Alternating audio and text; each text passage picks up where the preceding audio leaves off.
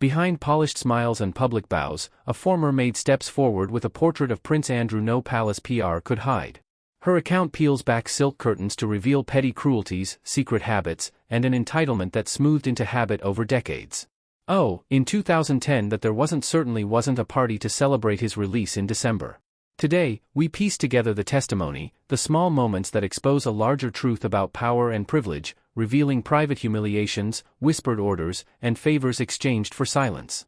Prince Andrew is demanding a trial by jury and has formally denied all the allegations against him as he gave a court in New York his official response to allegations of sexual and ask what happens when servants speak and the crown's glossy image cracks. Let's uncover the undiluted truth. The valet who knew too much inside the royal estate long before the scandals and headlines, there was a quieter story unfolding behind closed doors. A story whispered among the people who served the royals every day. Most outsiders would imagine palace staff as loyal, polished professionals who move with grace through marbled hallways. But the truth was far more complicated, especially for those assigned to work near Prince Andrew. They felt the tension more deeply than anyone, and some even carried private resentment they hardly dared voice. One of those voices came from a man named Paul, Prince Andrew's personal valet. He had served the prince for decades, living in an apartment directly connected to Andrew's own rooms. For years, he packed Andrew's clothes, arranged his belongings, and responded to his every demand. Behind the formal titles and polished shoes, however, Paul lived a very different reality. According to those who spoke with him, he absolutely loathed his job. Not because of long hours, but because of the prince's behavior. What made it worse was the small, almost unbelievable requests the prince would make. Andrew owned a Jack Russell Terrier named Bendix. An odd choice of name that people often found strange. But stranger still was Andrew's habit of waking his valet in the middle of the night whenever the dog stirred. At 2 or 3 in the morning, Andrew would press a private buzzer or ring a direct phone line that summoned Paul instantly. Paul would rush in half asleep, take the dog outdoors, and wait in the freezing dark, smoking a cigarette while trying to stay awake. These strange duties became nightly interruptions that left him exhausted and bitter.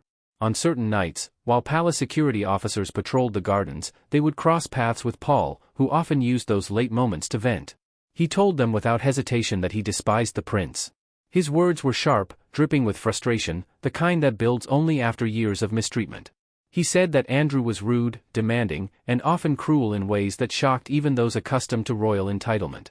At one point, Paul even joked darkly that he hoped the prince's upcoming ski trip would end with Andrew sliding off a mountain. The bitterness was that deep. But resentment didn't come from only one man. Many insiders believed Andrew had been allowed to misbehave for far too long. Some even said that if Prince Philip had intervened early, perhaps even shoved a bar of soap into his mouth the first time Andrew cursed at a servant, things might have turned out differently. Instead, Andrew grew into adulthood without boundaries, treated like someone who could never do wrong. Staff said openly that he was the Queen's favorite, a prince shielded from consequences in a world where hierarchy decided everything and hierarchy was everywhere. The palace did not operate like a normal workplace. It was more like a miniature kingdom within a kingdom. Staff were divided into 3 canteens. One for senior officials with French menus and white glove service. One for administrative workers and one for the lowest ranks, the maids and footmen who made do with microwaves and kettles. Even in the staff hallways, people walked with a silent understanding of where they stood in this rigid order. Those who joined young often stayed their entire lives. The royal household became their world, their family, their identity. Loyalty wasn't just encouraged. It was built into the walls. And that loyalty meant something dangerous. No matter how badly Andrew behaved, no one was going to challenge him.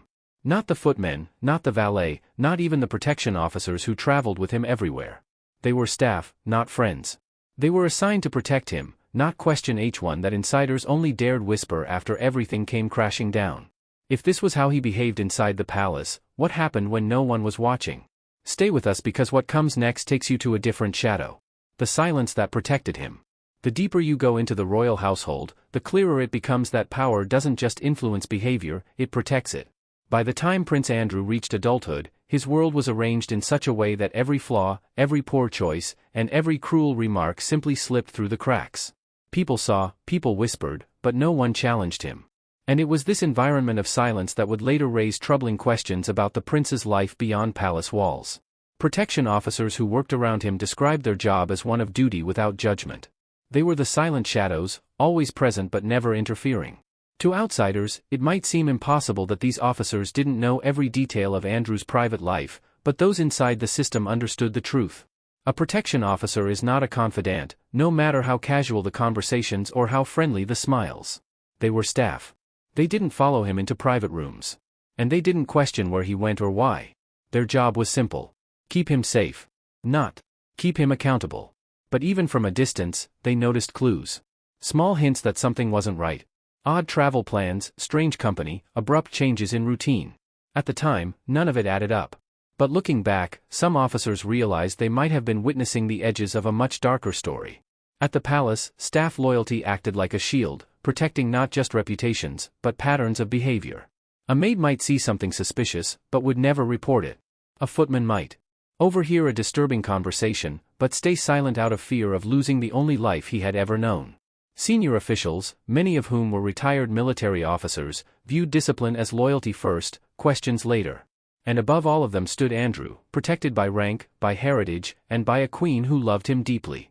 But even in this tightly controlled environment, the cracks were visible. People described him as childish, entitled, and unwilling to accept responsibility.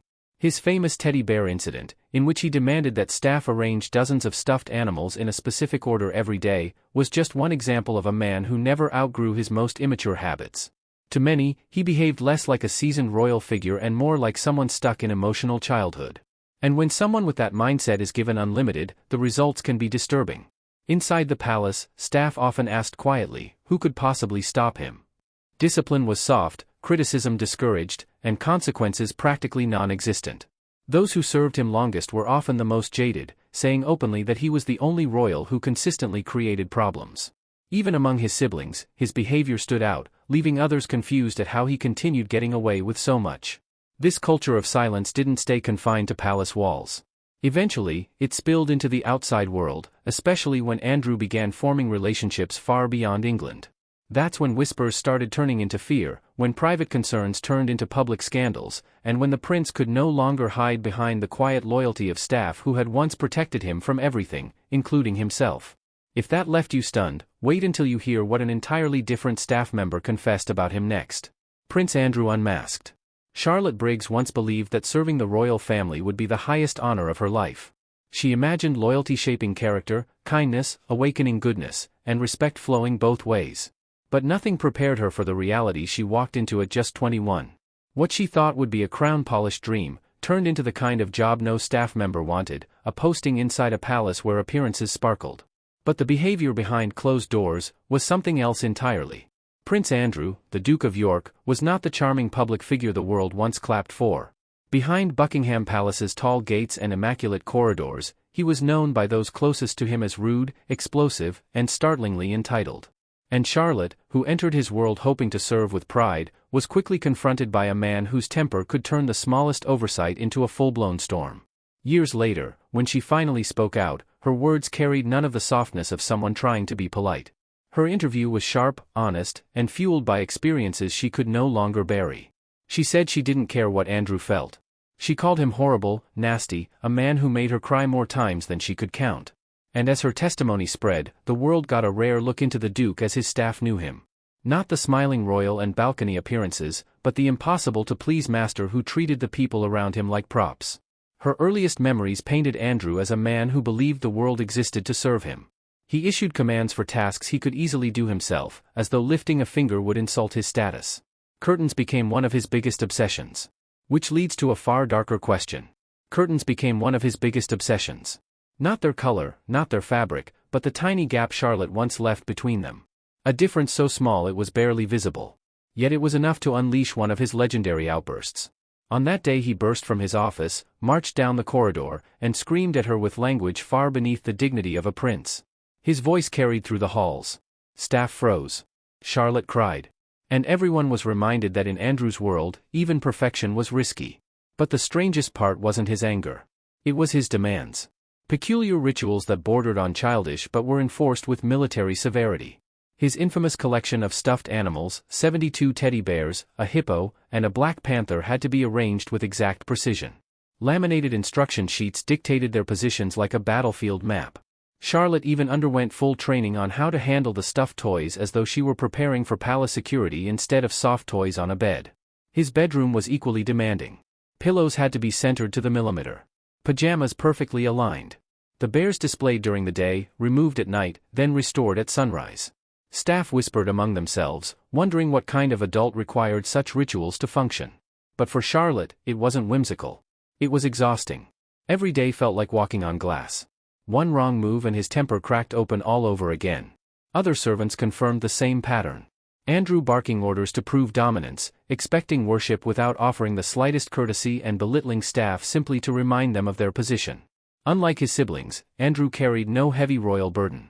He wasn't destined for the throne. He wasn't flooded with responsibilities. Yet, he behaved like a king ruling over frightened subjects. Charlotte's story wasn't just about tantrums or teddy bears. It was about a man who enjoyed breaking people down, who crafted a workplace so suffocating that even a palace felt like a trap. And this was only the beginning. Actually, no, this was not the beginning. There was something about Andrew that even Charlotte knew. Let's explore the making of a prince. Andrew's childhood of cruelty. From the moment he could walk, people inside the palace whispered that something about young Andrew felt different.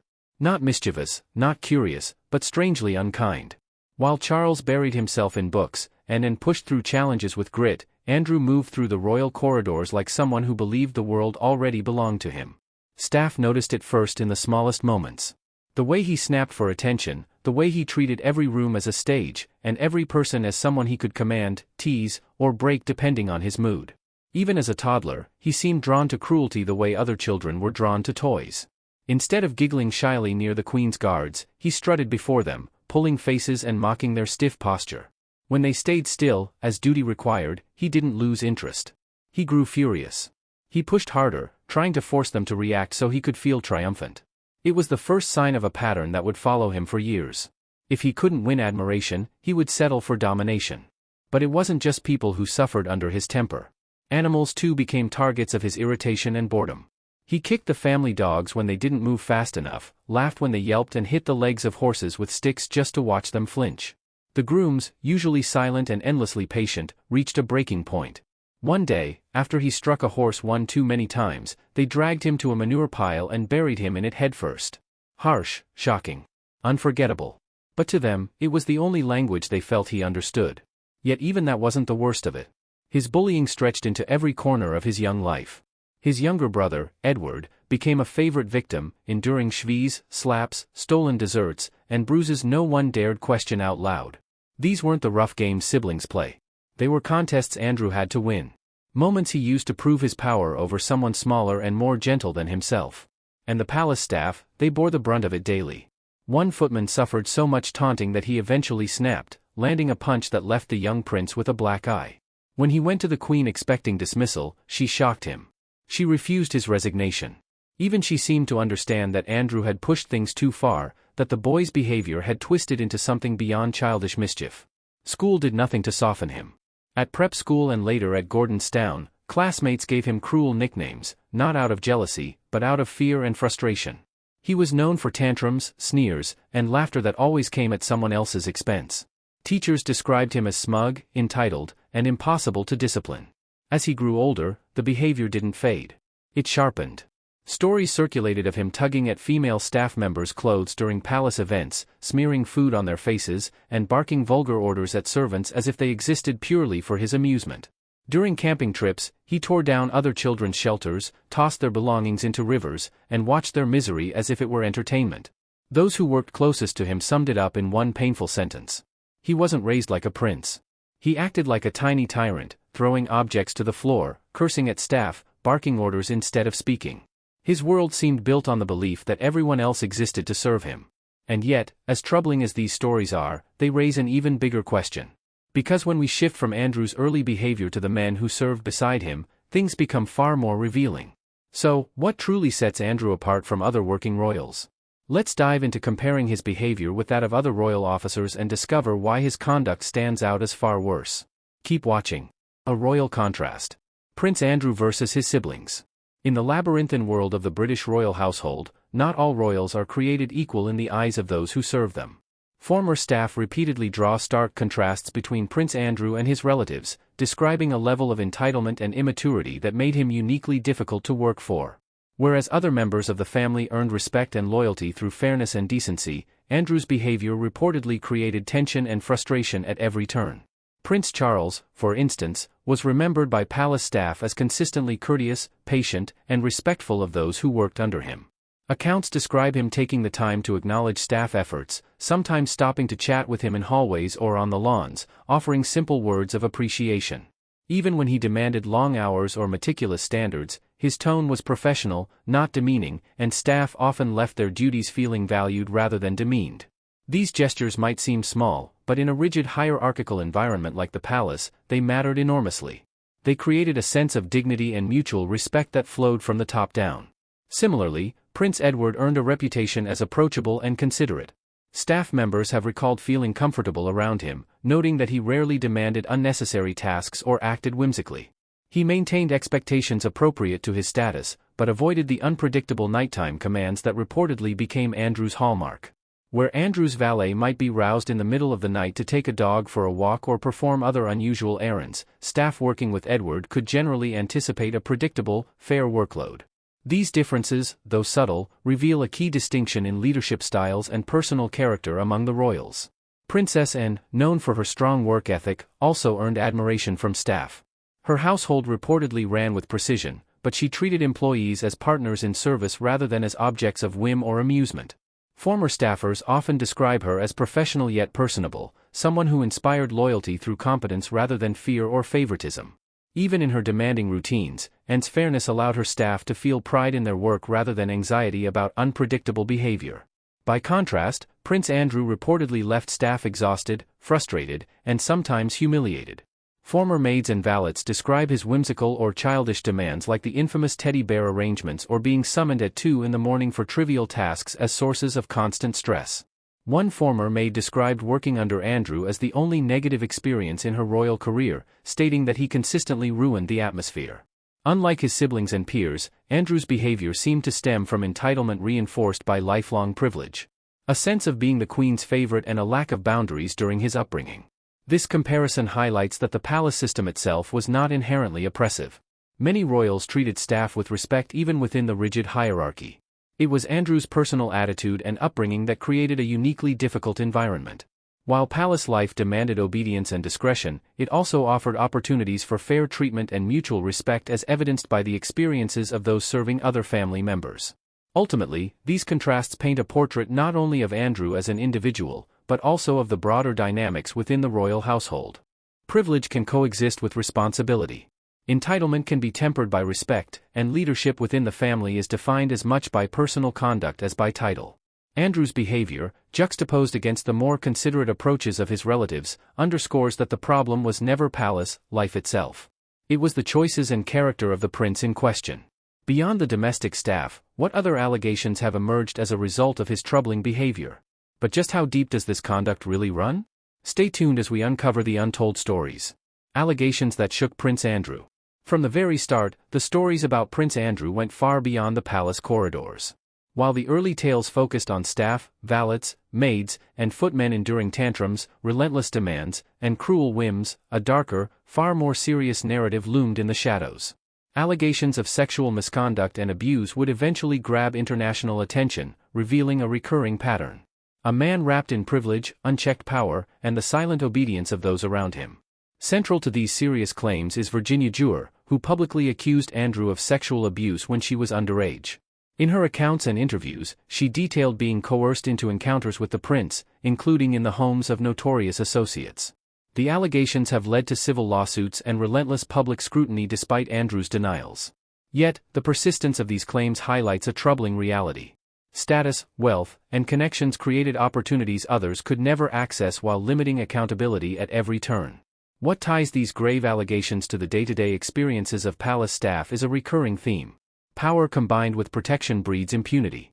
Staff were often expected to silently endure Andrew's childish or cruel behavior, aware that questioning a senior royal could threaten their positions or reputations. Valet, maids, and protection officers were trained to obey, not challenge. Loyalty was mandatory and fear of reprisal kept many silent. The same system that shielded him from accountability inside the palace mirrored the structures outside, allowing inappropriate behavior to go unchecked for years. Even minor grievances illustrate this pattern, ordering staff to arrange teddy bears perfectly, waking valets at odd hours, or mocking those who failed him. These acts seem trivial on the surface, But when viewed alongside the severe allegations, a disturbing continuity emerges. A personality accustomed to acting without consequence. Whims and desires could override the comfort, safety, and rights of anyone in his orbit. The palace's gilded walls concealed not just privilege, but a system that enabled wrongdoing to persist unchallenged. Staff testimonies and public allegations together reveal a man insulated by hierarchy whose behavior consistently exploited the gap between authority and accountability. The domestic stories, while not criminal, show early signs of a mindset where entitlement eclipsed empathy and status outweighed morality. When these patterns expanded into high society, the consequences became far more serious. With silence, protection, and social influence masking harm from public view. In connecting domestic staff grievances with wider misconduct claims, a clear picture emerges. Prince Andrew's behavior was not isolated, impulsive, or misunderstood.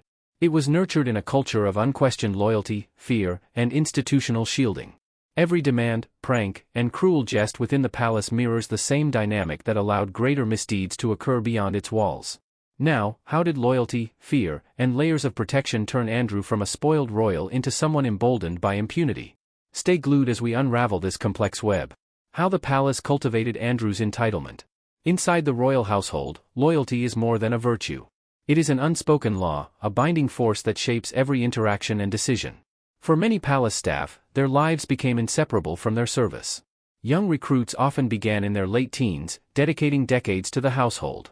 Work, identity, and financial stability were intertwined so tightly that leaving, questioning, or even hinting at discomfort could risk everything they had built. The palace was not merely a workplace. It was their entire world, and within it, loyalty was the currency that kept them alive. Insiders described this world as one ruled by both loyalty and fear. Staff were trained not just to serve, but to understand their place. A subtle, sometimes explicit reminder that they existed to uphold the royals' authority, not to form friendships or alliances. Challenging a royal's behavior, reporting misconduct, or even expressing frustration felt almost unimaginable. The unspoken rule was clear. Obey, endure, and preserve the household's image at any cost. Disobedience could bring embarrassment, dismissal, or worse. Financial dependence magnified this control. Many staff had climbed from low-ranking positions to trusted household roles over decades. Leaving meant losing not only a paycheck, but housing, pensions, social networks, and a sense of purpose tied to royal service. Even minor errors could draw harsh criticism from the royals, reinforcing that silence was often the safest path.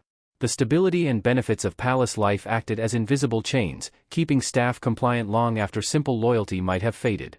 Institutional protection added another layer of restraint. The palace's hierarchy, strict protocols, and loyal senior officials created a nearly impermeable shield around the family. Security officers, administrators, and experienced household members all participated in maintaining order and protecting the royals' image, making the idea of speaking out seem futile. Misconduct could persist in private because the system itself prioritized the family's reputation above all else. The combination of loyalty, fear, and institutional protection fostered long-term silence. Even troubling behavior could go unnoticed or unchallenged for years, leaving staff to endure hardships in quiet isolation. Obedience became second nature, a survival strategy in a world where questioning authority risked personal and professional ruin. Staff witnessed misconduct, cruelty, and entitlement up close. Yet, their voices were largely confined to whispers behind closed doors. Within this carefully controlled environment, the royal household was insulated from scrutiny while those closest to the family were trapped between duty and conscience. Every act of loyalty reinforced the cycle, creating a system where power went unchecked and privilege dominated. Prince Andrew's true nature has finally been exposed. So, could there be other secrets about him still hiding behind royal doors? We would love to hear your thoughts in the comments. Don't forget to like and subscribe.